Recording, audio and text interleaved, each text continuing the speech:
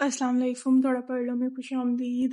आज हम करने जा रहे हैं ENG 502 का lesson number 4 characteristics of language. ENG 501 में ये कवर हो चुका है। इसमें मैं बस थोड़ा सा आपको ओवरव्यू दूंगी, ठीक है। और सारा चैप्टर हम एक साथ ही कवर करेंगे क्योंकि इतना कुछ बताने वाला नहीं है कि अगर मैं आपको डिटेल्स में मैं इतना बताऊं, वो नहीं है। बढ़ते हैं अपने टॉपिक नंबर 19 की जानिब, करेक्टरिस्टिक्स ऑफ ह्यूमन लैंग्वेज। पहले पैराग्राफ में कुछ भी नहीं है समझाने वाला, सेकंड पैराग्राफ में है। इस पूरे पैराग्राफ में ऑन द होल अगर मैं आपको बताऊं तो वो कह रहे हैं कि दो किस्म की कम्युनिकेशन होती है। एक वो जो इंटेंशनली हम लोग कम्युनिकेट करते हैं, एक दूसरी जो अनइंटेंशनली हम कम्युनिकेट करते हैं। इंटेंशनली कौन सी होती है? इंटेंशनली होती है जो हम बोल के अल्फाज की सूरत में कम्युनिकेट करते हैं। इन इंटेंशनली वो होती है हमारी बॉडी लैंग्वेज। हमारी बॉडी लैंग्वेज के थ्रू जो हम मैसेजेस दे रहे होते हैं। यहाँ पे काफ़ी सारी मिसालें हैं, यहाँ पे एक बार पढ़ लीजिए। एक आधी मिसाल मैं आपको दे दूँ, जैसे अगर हम किसी से बात करते हुए इधर उधर आंखें कर रहे हैं, नज़र चुरा रहे हैं, तो हम उसे ये मैसेज दे रहे हैं अपनी बॉडी लैंग्वेज के थ्रू अनइंटेंशनली कि हम उससे कोई बात छुपा रहे हैं या हम उसके साथ अनकंफर्टेबल हैं, इस तरह के बात।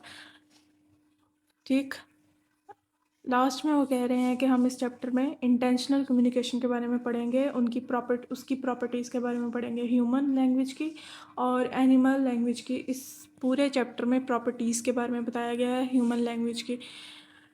क्या क्या प्रॉपर्टीज़ हैं जी? फाइव प्रॉपर्टीज़ हैं: displacement, arbitrariness, productivity, cultural transmission and duality. ये ह्यूमन प्रॉपर्टीज़ हैं, ह्यूमन लैंग्वेज की प्रॉपर्टीज़ हैं, ठीक है। सबसे पहले प्रॉपर्टी है टॉपिक नंबर 20, डिस्प्लेसमेंट। डिस्प्लेसमेंट क्या होती है? अच्छा, शुरू करने से पहले मैं बता दूं कि ये पूरा चैप्टर जो है, इसमें से आपको ये भी क्वेश्चन आ सकता है कि एनिमल लैंग्वेज और ह्यूमन लैंग्वेज का डिफरेंस बताएं।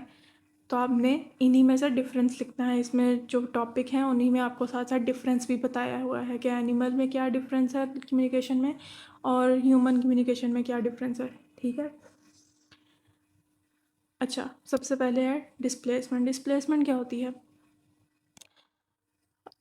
इंसानी ज़ुबान का ये फ़ीचर है कि वो हम पास्ट और फ्यूचर के इवेंट्स के बारे में बात कर सकते हैं, ठीक है। प्रेजेंट के इवेंट्स के भी बारे में बात कर सकते हैं, फ्यूचर के भी बात कर सकते हैं, पास्ट के भी बात कर सकते हैं। इस क्वालिटी को कहते हैं डिस्प्लेसमेंट।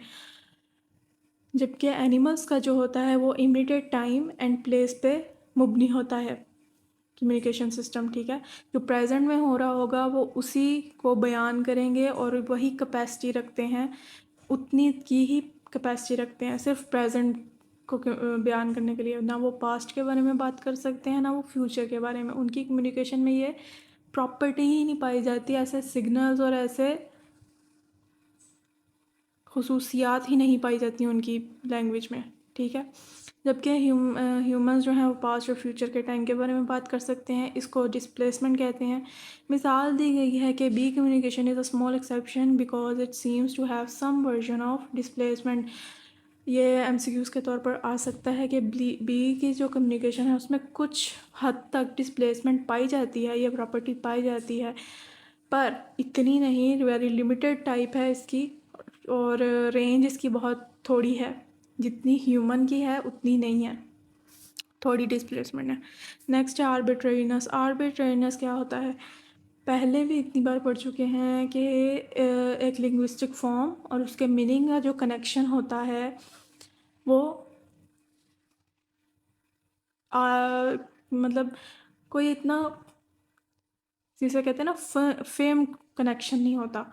मतलब आज अगर पेंसिल को पेन बोल दिया जाए और तो किसी चीज़ को कोई फ़र्क पड़ेगा? ये हमने ही है नाम रखे हुए हैं ना, हम बॉटल को बॉटल बुलाते हैं, हम इसे कुप्पी क्यों नहीं कह देते?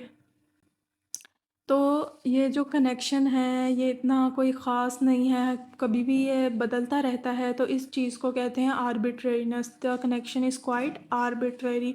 The aspect of the relationship between linguistic sign and objects in the world is described as arbitrariness. ऐसे कनेक्शन को जो नेचुरल कनेक्शन ना हो दोनों में, तो इसे आर्बिट्रेरीनेस कहते हैं। इसके अलावा कह रहे हैं कि कुछ ऐसे अल्फाज हैं जिनमें उनकी नेचुरल साउंड्स की इको पाई जाती है, जैसे कि पहले भी मैं इतनी बार बोल चुकी हूँ, चिड़िया को चू चू बुलाया जाता है तो उसके अल्फाज में उसकी नेचुरल साउंड की एक गूंज आती है, एक इको आती है। ये चीज़ वो कह रहे हैं कि इसे लेस आर्बिट्ररी, थोड़ा सा लेस आर्बिट्ररी कनेक्शन बना देती है कि अच्छा चलो ठीक है, नेचुरल साउंड की एक गूंज आ रही है इसमें। ठीक, अब एनिमल कम्युनिकेशन का इसमें क्या है, कह रहे हैं कि for the animals the set of signals used in communication is infinite, के उनके पास के उनका जो सिग्नल्स हैं कम्युनिकेशन के वो मखसूस कम्युनिकेशन के लिए ही रखे गए हैं। जैसे एक ख़ास अल्फाज एक जानवर निकालेगा तो वो ख़ास मैसेज ही कम्युनिकेट करने के लिए, और वो वही मैसेज कम्युनिकेट करेगा जिसके लिए वो आवाज़ निकाली गई है। उनका उनके सिग्नल्स नहीं बदलते, उनके सिग्नल्स और उनके मैसेजेस में आर्बिट्रेरीनेस नहीं होती, उनका नेचुरल कनेक्शन होता है। ठीक, और उनके फाइनाइट होते हैं, मतलब लिमिटेड होते हैं उनके सिग्नल्स, और लिमिटेड ही उनके मैसेजेस होते हैं। इसके अलावा fixed and limited set of vocal and gesture forms, ये भी है कि जैसे मैं ऊपर बयान कर चुकी हूँ, और इसका कुछ भी नहीं है, एक बार आप पढ़ लें। नेक्स्ट टॉपिक है टॉपिक नंबर 22, प्रोडक्टिविटी। प्रोडक्टिविटी क्या है? Creating new expression and novel utterances। दिन ब दिन ह्यूमन लैंग्वेज में नए अल्फाज आते जा रहे हैं, नई साउंड्स आती जा रही हैं, नए मीनिंग आते जा रहे हैं, ये मुसलसल बढ़ती जा रही है। इस प्रोसेस को कह दिया गया है प्रोडक्टिविटी और क्रिएटिविटी और ओपन एंडेडनेस। ये है, ठीक, mean that the potential number of utterances in any human language is infinite, के मतलब ये कोई हद नहीं है ह्यूमन लैंग्वेज की। जिस तरह ये दिन ब दिन बढ़ती जा रही है, अपने अंदर इनकम पास करा रही है, इतने सारे अल्फाज को, इतनी सारी साउंड्स को, इतने ज़्यादा सेंटेंस को, इतने ज़्यादा लहजों को, तो इनफाइनाइट है, इसको कोई गिना नहीं जा सकता, लामहदूद है। आगे ह्यूमन एनिमल कम्युनिकेशन के बारे में कह रहे हैं कि उनमें प्रोडक्टिविटी पाई जाती है कि नहीं। मिसालें दी गई हैं कि chickadees have 4 signals to choose from and vervets monkey shave 36 vocal के, इनके पास लिमिटेड सेट्स होते हैं सिग्नल्स के, लिमिटेड साइंस होते हैं, साउंड्स होती हैं जो कि ये निकालते हैं, कम्युनिकेट करते हैं। इनके अंदर इनके कम्युनिकेशन में प्रोडक्टिविटी नहीं पाई जाती। अच्छा, अब इस पूरे पैरा जो नीचे आ रहा है, इस पूरे पैराग्राफ में वो जो कह रहे हैं कि हनी बी जो है ना, अब ये भी है कि हनी बी ने अब लोकेशन बतानी है ना, तो अक्सर ये भी होता है कि न्यू लोकेशन जब वो कोई फाइंड करती है तो वो भी कम्युनिकेट नहीं कर पाती। क्यों? क्योंकि उसके पास सिग्नल नहीं है उस चीज़ का, उनकी कम्युनिकेशन में उस चीज़ का सिग्नल नहीं मौजूद। ठीक है, जैसे कि एक एक्सपेरिमेंट किया गया कि रेडियो के एक रेडियो टावर था, उसके जो बॉटम पे हनीस का छत्ता रखा गया और उसके टॉप पे शहद रख दिया गया। कुछ मक्खियों को वहाँ से निकाल के ऊपर ले जाया गया और उन्हें ये बताया, मतलब कि उन्हें दिखाया गया कि यहाँ पे फूड है। उन्होंने फिर नीचे लेके जाया गया उन्हें वापस। उन्होंने अपने साथियों को बताया कि जी इस तरह, जिस तरह वो कम्युनिकेट करती हैं कि हनी बी डांस डांस करके उन्होंने बताया। सारी मक्खियाँ इधर उधर निकल गई खाने की तलाश में, उस सिग्नल की तलाश में जो उन्होंने उसे दिया था, पर किसी को भी खाना नहीं मिल सका। क्यों? क्योंकि उनके कम्युनिकेशन में हॉरिजॉन्टली है, वर्टिकली नहीं है। मतलब वो हॉरिजॉन्टली इधर से उधर जा सकती हैं, वर्टिकली उनके सिग्नल नहीं है कि ऊपर जाके खाना ढूंढो। ठीक, तो किसी को भी इसलिए मिल नहीं सका, ना वो प्रोडक्ट कर सकती हैं उन कि वो खुद से अंदर डाल लें अपनी लैंग्वेज में कि हाँ भाई ऊपर जाना है, यहाँ पे खाना है। कार्ल वॉन फ्रिज था, उसने ये बोला था the bees have no word for up in their language. ये एमसीक्यूज़ के हवाले से आ सकता है। नेक्स्ट है टॉपिक नंबर 23, कल्चरल ट्रांसमिशन। अच्छा, अब इससे क्या मुराद है? कल्चरल ट्रांसमिशन से है कि जो हम लैंग्वेज लर्न करते हैं वो कल्चर के थ्रू करते हैं, वो इनहेरिट नहीं होती हमें, हम अपने माँ बाप से नहीं लेते। लैंग्वेज के हमारे माँ बाप उर्दू बोलते हैं तो हम लाजमी नहीं है कि उर्दू ही बोलेंगे। हमारा जो कल्चर होगा, हम जिस कल्चर में रह रहे होंगे, हम वो लैंग्वेज अडॉप्ट करेंगे, वहाँ से सीखेंगे। ठीक, तो कल्चर हमें ट्रांसफ़र करता है लैंग्वेज। ठीक है। एनिमल्स में ये पाया जाता है कि वो इनहेरिट करते हैं कम्युनिकेशन कोड्स अपने पेरेंट्स से। फिक्स्ड उनके सिग्नल्स होते हैं, फिक्स्ड मैसेजेस होते हैं उन सिग्नल्स के, और वो इनहेरिट करते हैं अपने माँ बाप से।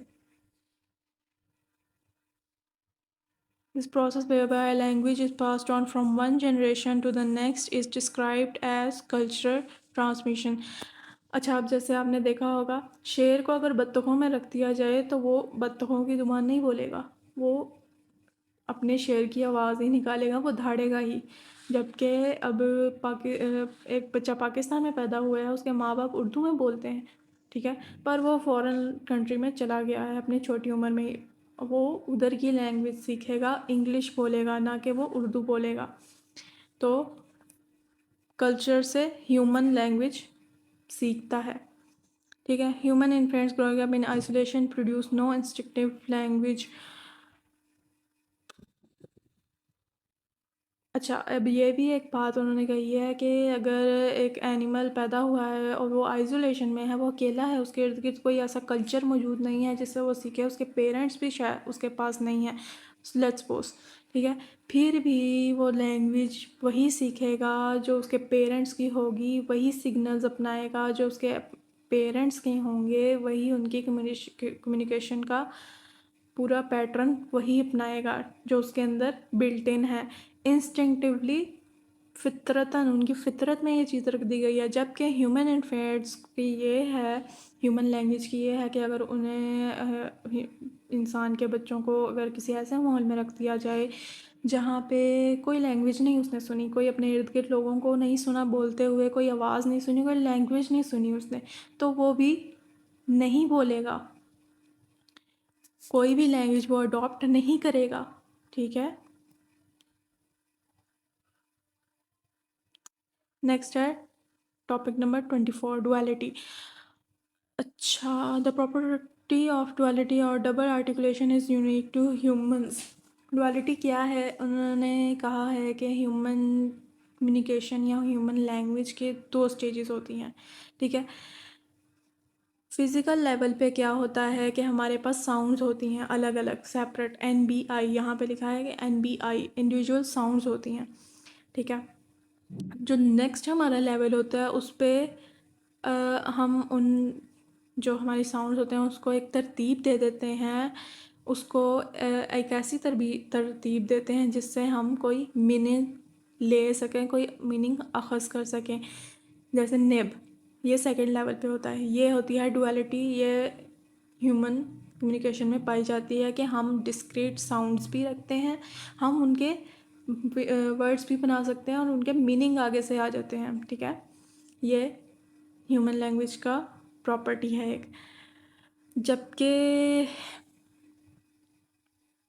ये MCQs के हवाले से देख लें, duality of levels is one of the most economical features of human language.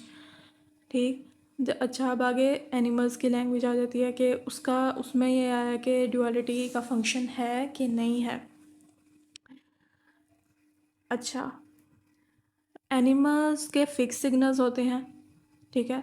Her signal का अपना एक स्पेसिफिक मीनिंग होता है और वो स्पेसिफिक सिग्नल और स्पेसिफिक मैसेज को ही कम्युनिकेट करने के लिए बोला जाता है। ठीक, कह रहे हैं कि डॉग वुफ प्रोड्यूस कर सकता है साउंड। ठीक है, इसके लेट्स सपोज कह लें I am happy to see you. अगर उनकी लैंग्वेज में ये फीचर होता तो वो इस तरह बोलते, जैसे यहाँ पे ये है, इस तरह बोलते वह फू। जैसे ह्यूमन लैंग्वेज ने पहले फिज़िकल लेवल पे अलग अलग डिस्क्रीट साउंड्स रखी, फिर नेक्स्ट लेवल में उसने उस साउंड्स को मिलाया। तो वो कह रहे हैं कि अगर एनिमल लैंग्वेज में ये फीचर होता तो वो वह ऊ फ पहले ये उसका लेवल होता, फिर वो वोफ बोलता, पर ऐसा नहीं है। एनिमल्स लैंग्वेज ये क्वालिटी पोजेस नहीं करती, और अगर करती भी होती तो हम उसका मुख्तलिफ साउंड्स, हम उसके मुख्तलिफ जो कम्बिनेशंस है वो सुन सकते। ऊफ एंड फो, यहाँ पे मिसालें दी गई हैं। बस इसके साथ ही होता है हमारा लेक्चर ख़त्म। आई होप सो आप लोगों को समझ आ गया होगा। मज़ीद किसी को कोई कन्फ्यूजन है तो वो बिला झिझक कमेंट्स में पूछ सकता है। मिलते हैं नेक्स्ट चैप्टर में नेक्स्ट लेसन के साथ सॉरी नेक्स्ट वीडियो में नेक्स्ट लेसन के साथ। तब तक के लिए अल्लाह हाफिज़।